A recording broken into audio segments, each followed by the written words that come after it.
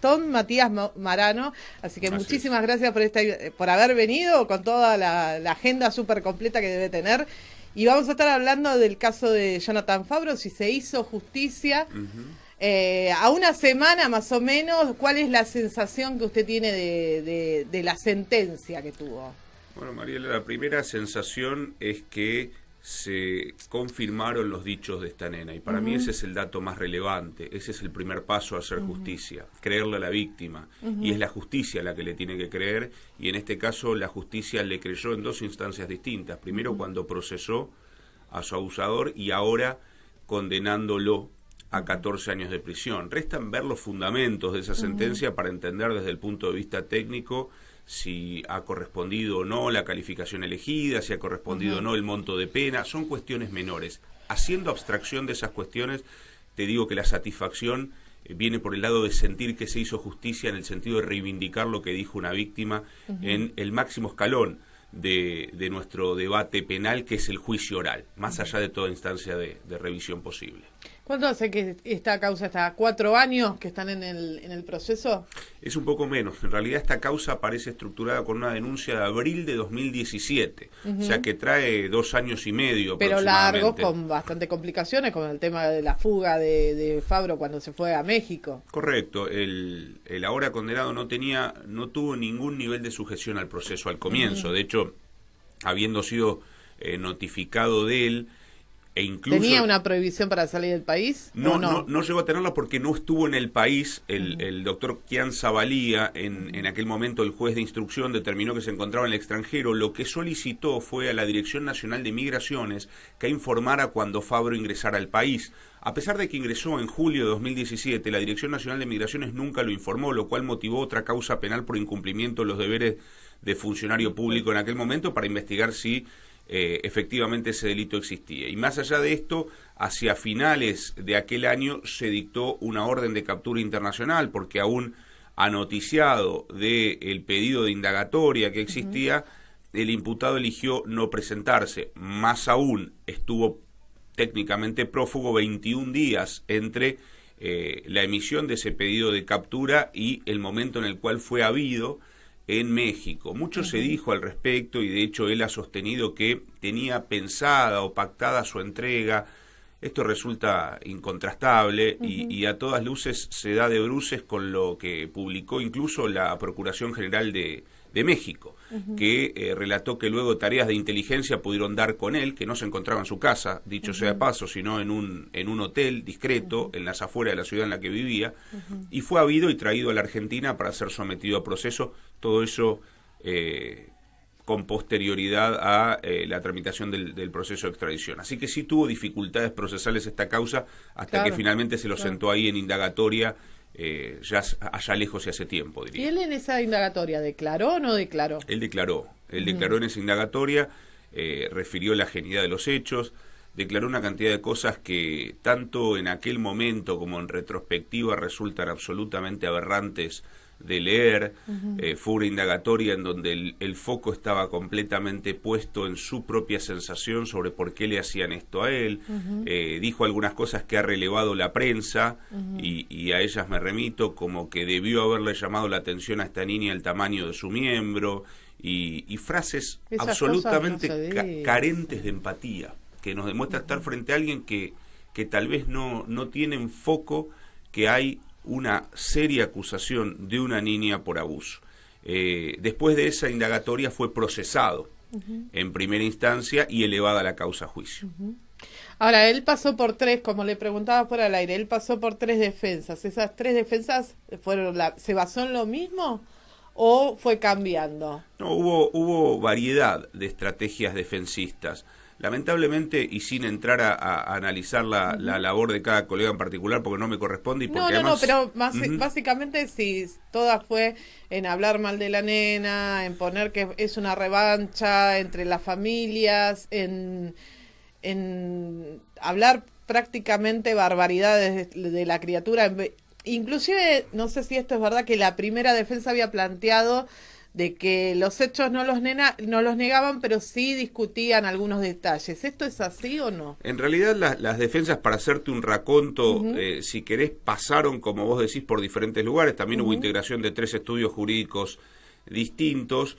En un primer lugar y con posterioridad a la indagatoria se sostuvo con mucha fuerza que la niña mentía, lo cual fue, como te imaginás, sumamente iatrogénico para esta niña, que además lo veía, o sea, era imposible privarla de tener acceso a cierta información porque ¿Ella estuvo pendiente de esta causa o no? Se la trató de preservar el máximo posible, impidiéndole ver televisión en la casa, pero vos te imaginás y sabés, Mariela, que una preadolescente acceso a internet tiene de cualquier parte. Esto pasó con lo cual, a los 6 años y ahora ella tiene 11 años. Ella está, sin dar la precisión exacta, pero está entrando en su adolescencia, es una preadolescente, los abusos habrían ocurrido entre los 6 y los 12 años, y se dio, perdón, entre los 6 y los 10 años, y se dio un poco lo que vos decías, una estrategia, una serie de estrategias concatenadas para desacreditar a la menor. Se dijo en un principio que esto podría tener que ver con la existencia de estos abusos, pero en cabeza de otra persona, y eso se reflotó, hace poco lo vi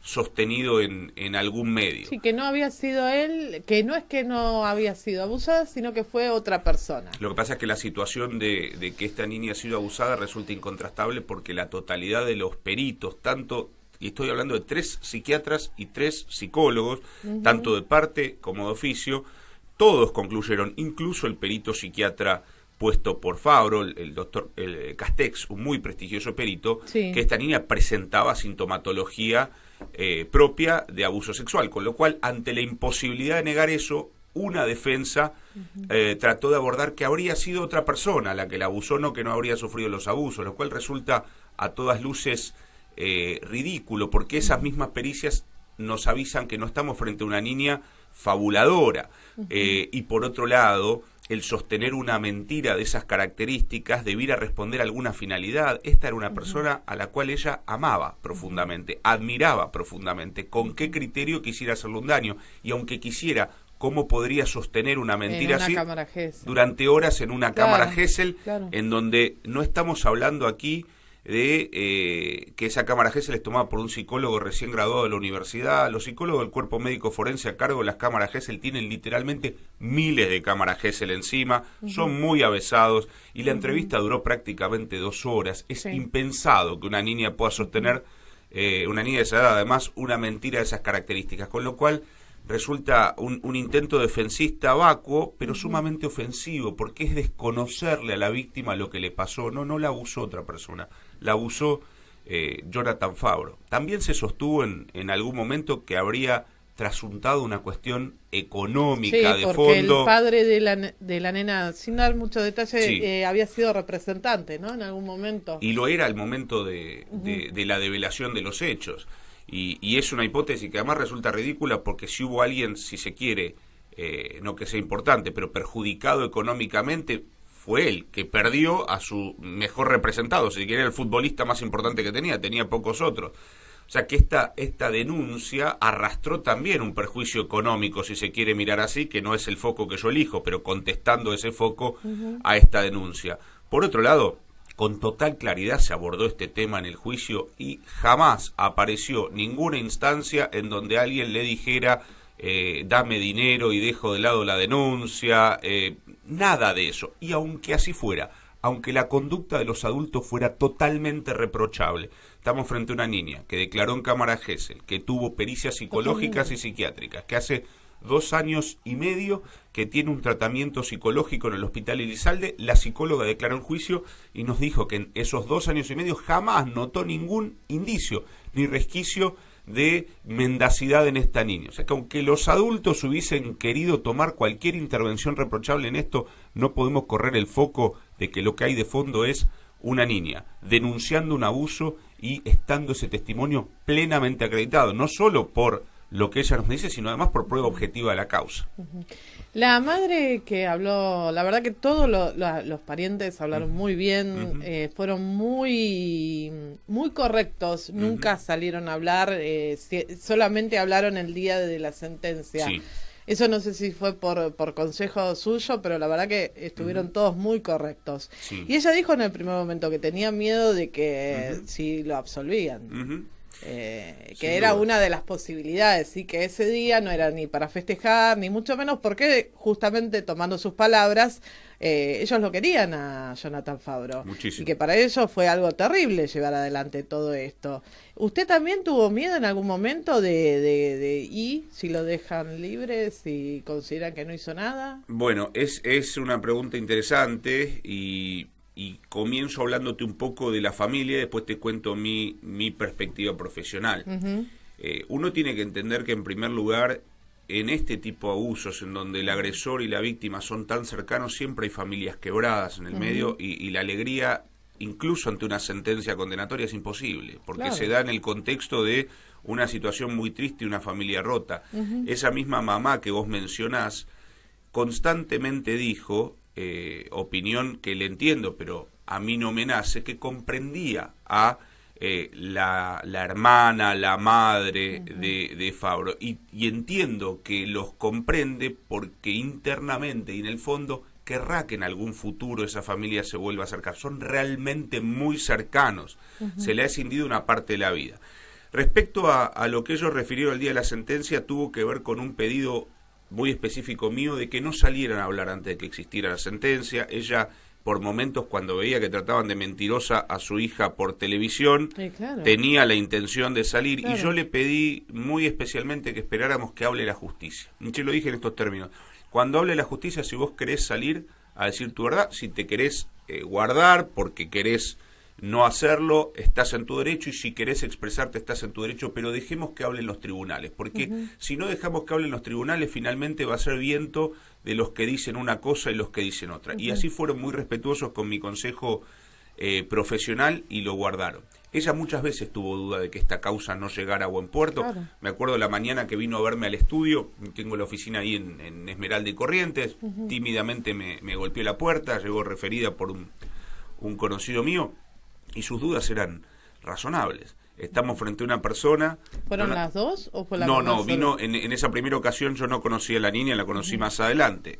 Vino a conocerme y estábamos frente a una persona acusada de delito que es millonaria, que es mundialmente conocida, que tiene una pareja con acceso a prensa que nadie tiene, y por supuesto la inquietud de un ciudadano común ante eso existe, y ella la tenía, y me preguntó: doctor, ¿podrá ser posible que haya justicia? Le digo: absolutamente. Hay que plantear las cosas de manera clara, consistente, y confiar en los jueces. Y paso a contestarte el otro que me preguntaste, si alguna vez tuve duda de que esto pudiera llegar a buen puerto. La verdad es que no, pero no te lo contesto desde una perspectiva soberbia a mi trabajo ni nada por el estilo. Pero yo encaro cada caso que me traen con la convicción de que la justicia funciona, si no, no podría hacer mi trabajo. Y desde el primer momento, cuando escuché el relato de esta nena, que la conocí más adelante y sin entrar en esos detalles, pues yo no quería que me los vierta a mí ni revictimizarla, pero cuando la conocí, vi cómo Pero hablaba. No es fácil. Y estructuré el caso, no tuve ninguna duda de lo que decía, y desde ese no tener ninguna duda, avancé con esa confianza que tengo en la justicia. Como abogado penalista no podría actuar, y esto no parte de una postura inocente o desentendida de que en la justicia puede haber equivocaciones, puede haber venalidades, puede haber corrupción, todo eso puede ocurrir, pero cuando tomo un caso y trabajo focalizado en que estoy frente a una justicia proba, y si en algún caso me encuentro con que no lo es, tomo las medidas que como abogado Claro, puedo tomar. totalmente. No fue el caso. La verdad es que desde la primera instancia se tuvo muchísima conciencia y cuidado de lo que le ocurría a esta nena, y se ha tratado a Fabro como un ciudadano común. Esto ha ocurrido. Y además tengo que aclararlo, yo creo que es importante la actuación de una querella, no por menospreciar de ninguna manera el rol de los fiscales, sino porque entiendo que el rol de la querella es mucho más intensivo sobre la situación familiar y de la víctima, y como querella siempre buscamos que esto así fuera. Y vaya que así fue, se terminó con una orden de captura cuando hubo que emitir una orden de captura, y ahora con una condena cuando hubo que emitir una condena. Así que siento que la justicia ha actuado muy bien, Mariela, en este caso. ¿Y cómo se puede manejar? A ver, lo pregunto como ciudadana.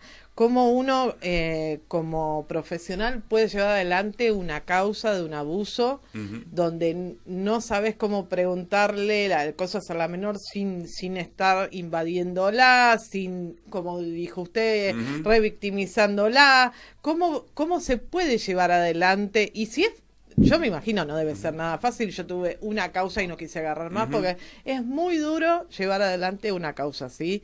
Y me pongo en su lugar y yo soy muy sanguínea y me enojo y peleo y usted tiene cara de piedra. No sé cómo hace a veces, sí. Porque hay que tener templanza y no es para nada fácil llevar adelante, sobre todo como dijimos en el comienzo de la conversación, de que hay que escuchar cosas desagradables. Sí. La hermana de Fabro ha dicho barbaridades. Acá todos son especialistas y son abogados, sí. Y todos hablan de qué es la cámara Gesell, qué es todo esto, y uno dice, pero para algo hay abogados, para algo. Y también en algún punto la defensa no ha estado bien en el final de esta causa, donde se dio a conocer el nombre de la nena que no corresponde. Sí, acompaño eso que decís por completo. Si lo diera a conocer algún familiar, o podría estar... Pero en todo momento, creo que la mayoría hablamos de la nena, la menor, la nena, la menor. Estoy de acuerdo, los profesionales tenemos... Por eso digo, si fuera algún familiar en un descuido lo puedo entender, pero los profesionales debemos tener ese recaudo. Te agradezco por el comentario respecto a mi cara de piedra, lo tomo en el mejor de los sentidos, pero no es fácil, no es para nada fácil. En un conflicto intrafamiliar, los abogados tenemos que ser el dique de contención de todo ese desborde emocional, lo cual implica de verdad desembarazarse de lo emocional del caso, que es difícil, por supuesto, porque además uno se apasiona con la profesión, si no me dedicaría a otra cosa, a mí me apasiona lo que hago. Pero uno tiene que ser consciente de que el rol del abogado ahí es ser ese dique de contención para que lo emocional no desborde, para no salir a contestar cualquier cosa. Y desde ese lugar, lo cierto es que a veces es difícil. Uno escucha por televisión a un colega o incluso a un familiar del imputado diciendo literalmente cualquier cosa respecto a lo que hay en el expediente, que es... mi área. Dicen, bueno, a ver, no está probado que estas capturas sean así. Prueba, claro. Y uno dice... O verdaderamente es una persona a la que le están contando otro expediente o tiene problemas de lectocomprensión muy agudos, porque el expediente dice otra cosa. Pero uno reposa en lo siguiente. Los juicios no se llevan adelante en los medios de comunicación, más allá del importante rol que tienen. Los jueces no son tontos para nada, indistintamente de lo que las partes digan en los medios de comunicación, el expediente está ahí y les habla. Por eso uno elige, a pesar de que le surja esa sangre caliente, a veces querer salir a contestar algo, guardar un poco de reparo en estas cosas, y hay momentos y momentos. El momento en el que ya tenés una sentencia y ya tenés confirmado lo ocurrido, me parece que uno puede desestructurarse un poco y avanzar sobre eso. Ahora, durante el curso de la totalidad del proceso, creo que el profesional tiene que ser cuidadoso respecto a las medidas probatorias, lo que comunica y demás, especialmente cuando hay un menor involucrado. ¿Por qué habían pedido 24 años ustedes? Usted había dado el fundamento la semana pasada. Bueno, hay un fundamento técnico y un fundamento humano. El fundamento técnico es que estamos frente a un delito cuya punición puede ir entre los 8 y los 50 años. Es decir, la figura básica puede llegar hasta 20, pero por aplicación del artículo 55 del Código Penal, reformado en el 2004, cuando existe un concurso real de delitos, se pueden sumar las máximas aritméticamente con el tope de 50 años. En este caso, si uno sumaba aritméticamente 5 abusos agravados, le daba 100 años, lo cual alcanza el tope de 50. Bien, dentro de esa escala penal, que es amplísima, de 8 a 50, entendimos que una punición aproximadamente en la mitad de la escala se correspondía con lo que era esperable. A mí no me gusta ser exagerado en los pedidos punitivos, me gusta ser adecuado. Me parece que, y respeto de vuelta el trabajo de todo colega, si bien uno perfectamente podría afirmar que la punición debiera ser la máxima, porque la condena a las víctimas en estos casos es para toda la vida, uno también es consciente de la jurisprudencia imperante, claro, de lo que se estima suele otorgarse. Y en ese contexto entendí que 24 años respondía a lo que habilitaba la ley. Pero desde lo humano también hice un cálculo que avanzó por otro lugar. En el caso de imponerse una pena de 24 años, al momento en el que el condenado saliera de la cárcel, esta niña probablemente ya estaría con una vida constituida, con una familia constituida y en mejores condiciones de enfrentarse a la libertad de su agresor. Es la primera vez que yo lo escuché eso y a mí la verdad que me llegó y me parece, la verdad que, no sé, me llegó porque dije, qué bien que alguien piense que a esa edad la nena iba a estar en otra situación, adulta, con otra preparación tal vez, con otras herramientas, y la verdad que cuando lo escuché, sí, me llegó y dije, tiene razón. Es que eso tiene que ver, o entronca un poquito con lo que me preguntabas antes, cómo se prepara una causa penal en comunicación con un niño sin revictimizarlo, pero no te lo terminé de contestar del todo antes. Uno trabaja mucho de manera indirecta, hablando con su psicóloga, porque obviamente no vas a interrogar al niño directamente, observando con cuidado la cámara Gesell. Y de la comunicación con estos otros profesionales surgió que una inquietud de esta nena era eventualmente poder confrontarlo, poder decirle lo que le pasó, poder preguntarle por qué a ella. Y también surgió la sensación de que ella podría hacerlo cuando tuviera su propia familia constituida, alguien quien la cuide. Y desde ese punto es desde donde te digo que los abogados tenemos que resignificar fuertemente el rol de la querella en el proceso penal. Así como el fiscal tiene en su mira el interés público, y también cuando pondera pena tiene que pensar en términos del que está siendo condenado, qué tiempo es adecuado para una eventual resocialización, tema aparte si es posible la resocialización en estos casos. Yo entiendo que la querella, cuando tiene que ponderar la pena, más allá de tener en cuenta los artículos 40 y 41 del Código, que son los que nos regula la pena, tiene que sacar el foco del condenado y lo tiene que poner en la víctima. Y tiene que pensar cómo impacta esta pena sobre la víctima. ¿Le es suficiente? ¿No le es suficiente? Por eso es pensable que haya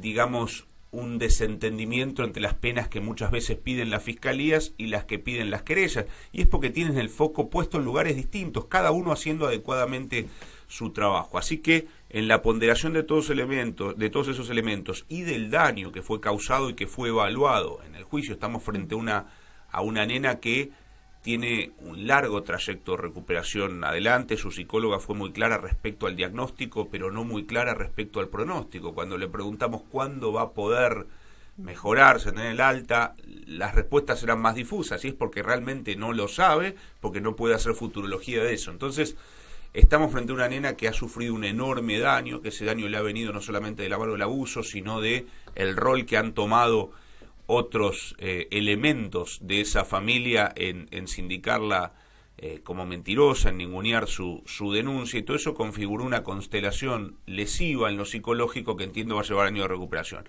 Y con el foco puesto en esa nena solicité esa pena de 24 años. Bien. ¿Quién lo acompañó en el juicio, en el estudio?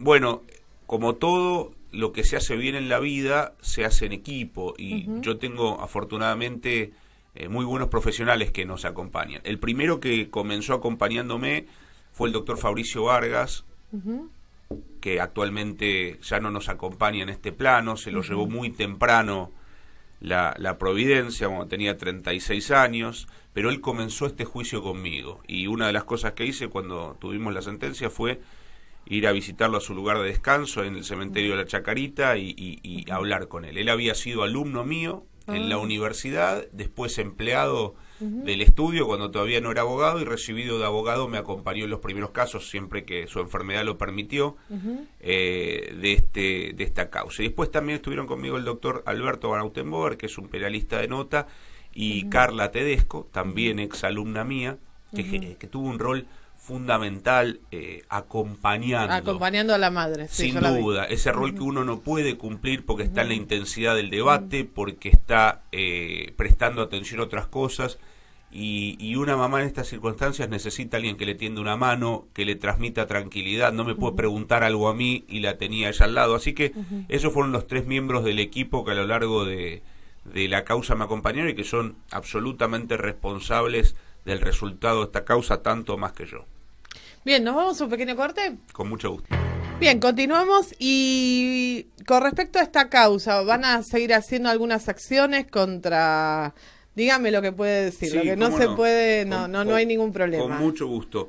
Se han tomado algunas acciones que tienen que ver con preservar la privacidad de esta nena. Allá lejos y hace tiempo, hace aproximadamente un año, se solicitó una medida cautelar, a veces denominado bozal legal, que es el nombre coloquial que tiene, para que algunos componentes del núcleo Jonathan Fabro no pudieran mencionar a la niña, porque habían salido en medios no solamente a llamarla por su nombre, identificando claramente el nivel de parentesco que tenía y dando otros datos que la hacían identificable. Se llegó al punto, en el caso de la hermana de Jonathan Fabro, de publicar en su Twitter un examen ginecológico de esta nena con nombre, apellido y DNI, con lo cual se solicitó esa medida de carácter civil y también se han solicitado medidas de carácter penal respecto a lo que entendimos fue una verdadera violación de la intimidad de esta niña. El tipo penal es el de violación de secreto, porque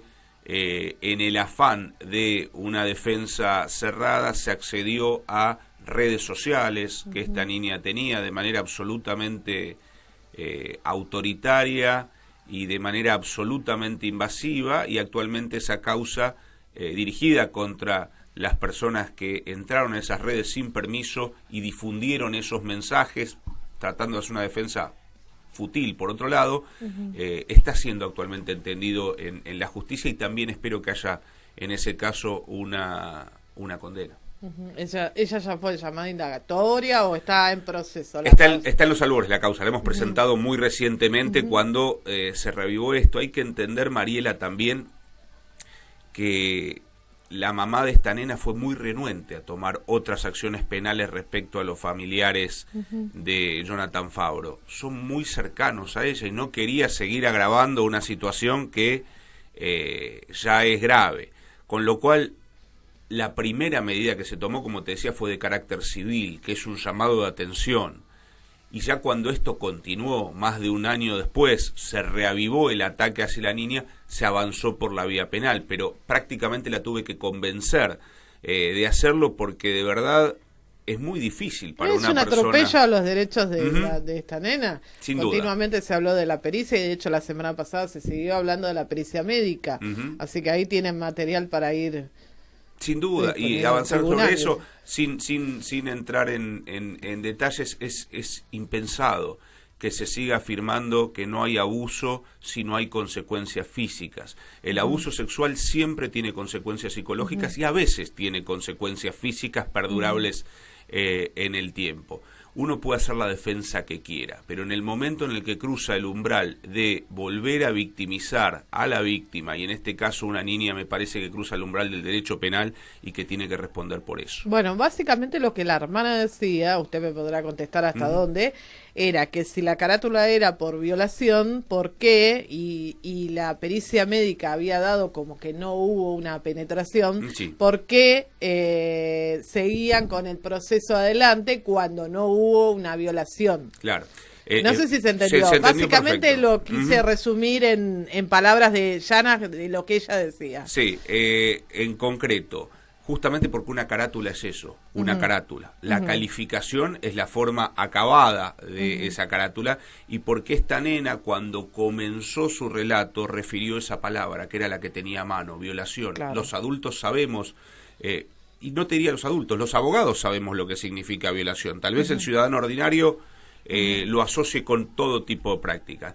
Y se trató de decir que se había referido eso, entonces tenía que tener consecuencias físicas muy claras que no se corroboraron la causa. Entonces, bajo esta perspectiva no habría habido abuso. Pues bien, pedirle a un niño que dé detalles de los abusos con precisión es pedirle un conocimiento de la mecánica sexual que tienen los adultos, o que tenemos los adultos, no que tiene un niño. Estamos frente a una niña que ni siquiera sabía nombrar partes de la anatomía humana en el momento en el cual da el primer relato. Con lo cual, esa idea ridícula de que porque la víctima conceptualizó una cosa de una manera y finalmente terminó siendo otra, fue desarticulada ya en el procesamiento, porque su propia psicóloga además nos explicó que una niña entre los 6 y los 10 años, 11 cuando hizo el relato, si se quiere, no tiene un conocimiento de la sexualidad adulta que habilite pedirle precisiones. Es nuevamente una defensa absolutamente fútil, especialmente porque a pesar de que no se hayan, y gracias al cielo, encontrado marcas físicas del abuso, las marcas psicológicas estaban ahí, estuvieron siempre ahí. La parte de los testigos que declararon fueron las madres de unas compañeritas. Correcto. Que también eso fue terrible por todo lo que significó, de que esta nena le había contado a su mejor amiga lo que le estaba pasando, y ambas se juraron no contar nada hasta que ella tuviera la valentía de contárselo a la madre. Así fue. La amiga no fue a declarar, obviamente, por la edad, fue a declarar la mamá. Correcto. Yo nunca lo había escuchado, yo pensé que podían por cámara Gesell realizar la entrevista. ¿Por qué fue la mamá? ¿Se puede técnicamente que participe un padre en representación del hijo? Es que el testigo siempre puede relatar aquello que vio u oyó, y en este caso se citaron 5 mamás. No todos los testimonios fueron igual de útiles, hubo 3 muy útiles, uno que aportó algún elemento y uno que terminó no siendo fructífero para lo que quería probar la querella, pero se optó por citar a todas las mamás de todas las niñas que esta nena tenía en su círculo íntimo, para ver cuáles de ellas conocían al respecto.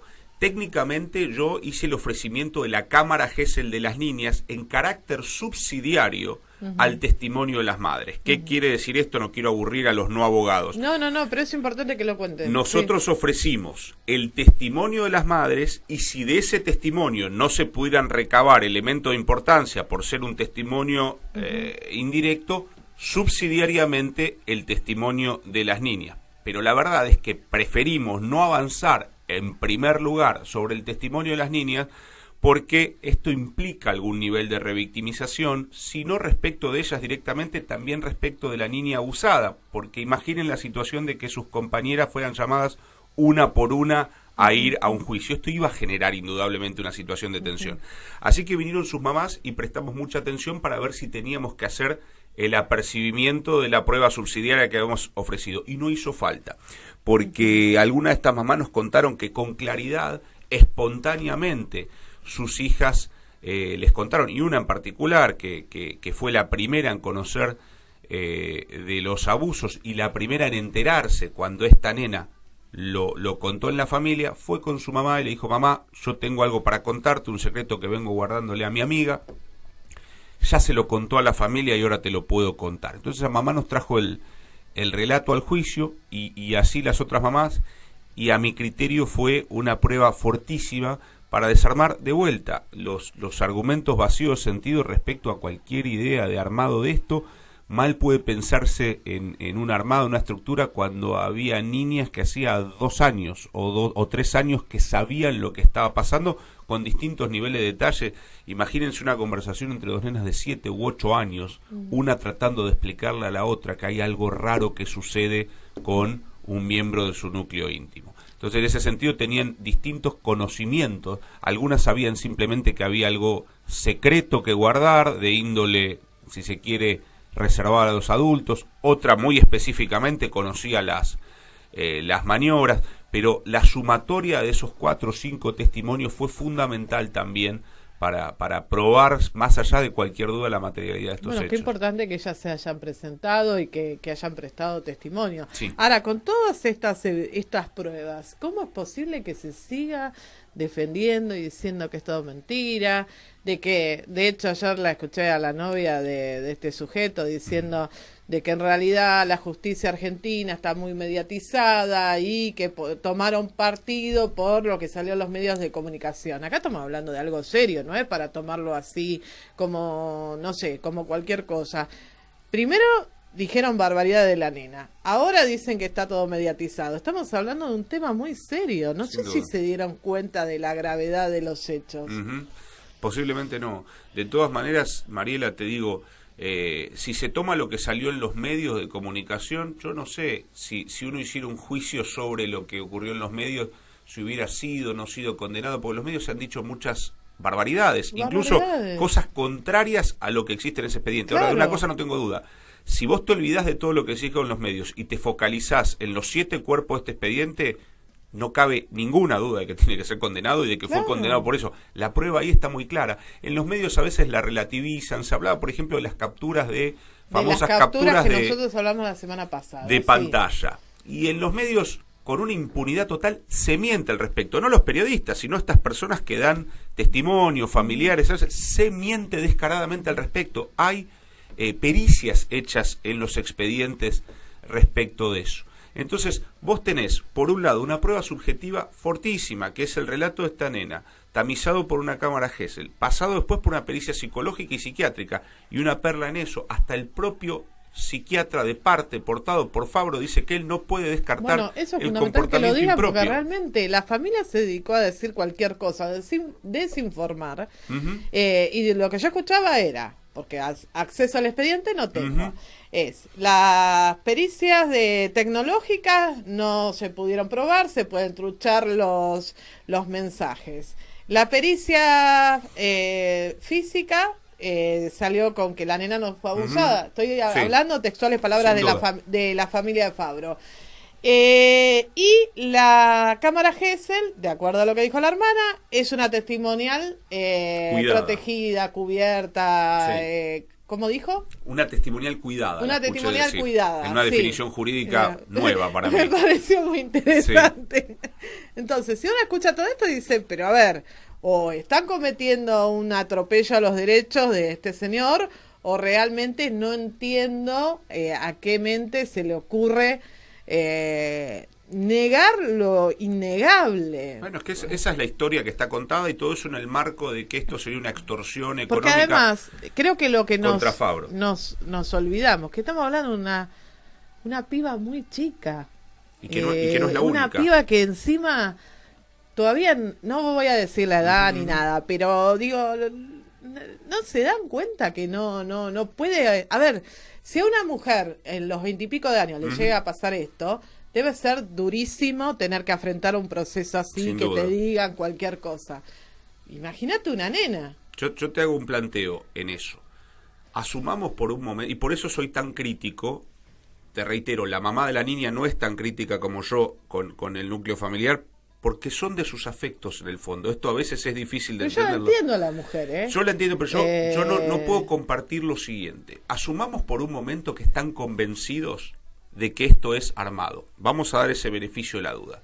Bueno, si esto es armado, la niña sigue siendo una víctima. Totalmente. Víctima de una manipulación horrenda por parte de quien la puso a esto. Lo último que tenés que hacer es salir a decir que esta nena es mentirosa, a publicar su examen ginecológico, a matarla en todos los medios de comunicación en los cuales ella no puede salir a defenderse y, como puede, va saliendo el abogado queriendo cuidar ciertas formas por mi rol profesional, poniéndola en un lugar prácticamente, digamos, de reproche de todo lo que ha sido, que ha vivido una vida licenciosa, promiscua, además de ser falsas estas cosas, aunque así hubiese sido, no son cosas que se pueden decir un menor por televisión, y aún en la hipótesis de ellos, que no se sostiene ninguna constancia de nada en este expediente, esa nena es una víctima, tendrían que haberla cuidado más, no se puede hacer eso con una nena víctima del abuso o víctima, supongamos, de un plan maquiavélico que lo único que quiere es hundir a Fabro. Nadie me explicó a lo largo de 2 años y medio de causa por qué, ni quién, ni cómo esto conecta con otra denuncia que hay en Paraguay por hechos parecidos.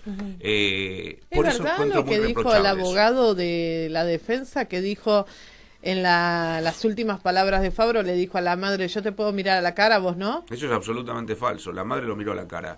Yo estuve a punto de intervenir en ese caso porque entiendo que si bien hay una libertad absoluta por parte del acusado de un delito, hasta ese momento no había sido condenado, en hacer uso de sus últimas palabras, me parece que es un exceso que se dirija en un acting, por otro lado, a la madre de la niña, porque la madre de la niña no le puede contestar. De hecho, cuando ella le quiso contestar, el presidente del tribunal le pidió que por favor no le hable porque eran sus últimas palabras.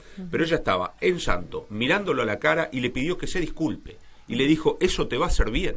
Esa fue su respuesta.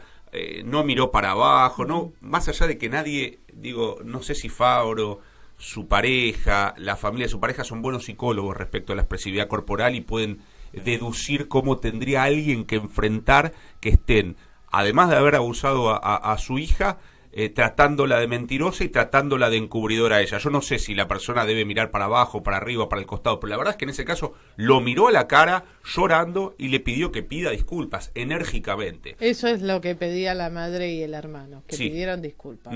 Sin duda. ¿Usted es docente universitario? Sí, tengo la fortuna de hacer docencia universitaria. Es lo único que hago hace más tiempo que ser abogado, porque empecé como ayudante alumno allá en la Universidad de Buenos Aires hace muchos años y es una profesión y vocación que llevo con muchísimo gusto. ¿Y se tocan estos casos allá en la facultad? O porque no sé si es de Derecho Internacional o penalista. Yo tengo una vocación, de hecho, dividida. Mi primera orientación en la Universidad de Buenos Aires fue en Derecho Internacional Público y así me gradué. Mi grado de posgrado, mi maestría es en el área internacional. Actualmente en la docencia trabajo en docencia de grado en la Universidad de Morón, en Seminario de Control de Convencionalidad y Derechos Humanos, en donde los temas penales se tocan, y soy titular de la materia Derecho Internacional Público en la Universidad Maimónides, a donde se toca también. También soy director del Instituto de Derecho Penal del Colegio de Abogados de Moreno General Rodríguez, en donde me dedico a la formación y consulta de colegas que se están iniciando en el derecho penal, y sin duda estos temas se tocan muchísimo porque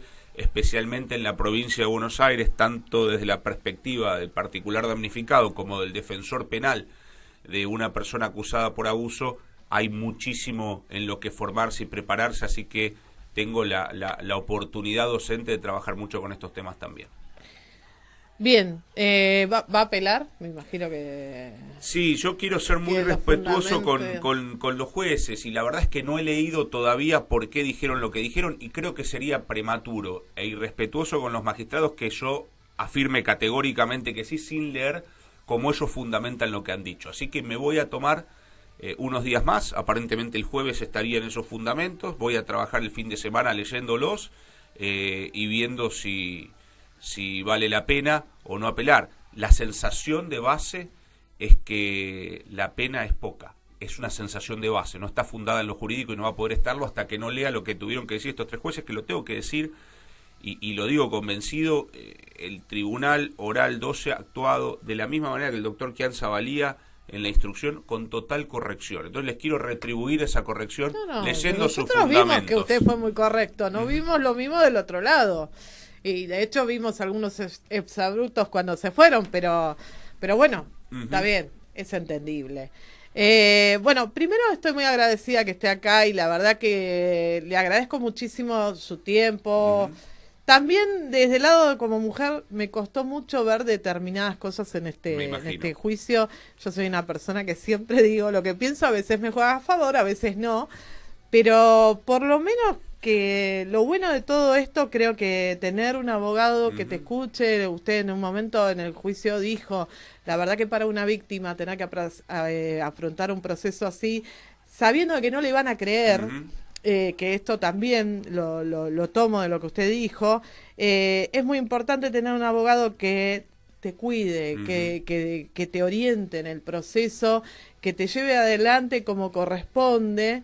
Y eso creo que no tiene palabras, y sobre todo con el respeto, con la delicadeza que lo han llevado tanto usted como todos los integrantes del estudio. Para mí eso se reflejó en el abrazo final con la familia, que creo que fue lindo dentro de todo el marco, que fue duro, que fue un proceso. Por eso también la idea no era llamarlos a ellos, para que ya habiendo afrontado este proceso que debe haber sido durísimo, ¿cuántas semanas duró? ¿2 semanas? No, fueron 3 semanas, un total de 4 audiencias de 10, 11 horas en algunos casos, más de 20 testigos, peritos, tener que escuchar las reproducciones de lo que la niña dijo. Fue un proceso muy duro para ellos, y se lo aguantaron, debo decir, cabalmente, y no hablaron hasta que estuvo terminado ese proceso. Creo que han sido personas muy fuertes en esto. Sí, pero sin lugar a dudas, sin usted, no, a veces las partes, si no tienen un buen abogado que lo ayuda, que lo aconseja, no solamente el ser un buen abogado, tiene que también tener en cuenta la parte humana. Sí, bueno, no concibo escindida una cosa de la otra, Mariela. No creo que uno pueda ser buen abogado sin ser un buen ser humano. Estoy convencido de eso. Yo le puedo dar una lista. Bueno, muchísimas gracias por haber estado en este programa. La vos verdad por que invitar. esperemos tenerlo en otra oportunidad con otras cosas. No vamos a hablar del gigoló hoy. Bueno, gracias. Por eso también una causa penal difícil, pero con un buen resultado a criterio de la defensa, por lo menos. ¿Salió bien o...? Bueno, estamos trabajando justamente en eso. Se está trabajando en las pautas de un juicio abreviado, que me parece que es una correcta composición del hecho, o sea, un reconocimiento por parte del imputado de los hechos, una aceptación de una pena impuesta. En este caso no contemplaría tiempo de prisión, con lo cual desde lo profesional me encuentro de momento todavía no fue homologado, ¿no? Pero muy satisfecho con esa causa y también estoy muy conforme con cómo la he llevado, más allá de los ribetes públicos, escandalosos que uno sabe que tiene. Bueno, la verdad que nos pasamos de un caso al otro. Sin duda, sí. Muchísimas gracias por haber A estado vos. y esperemos tener la otra oportunidad. Con gusto. Gracias.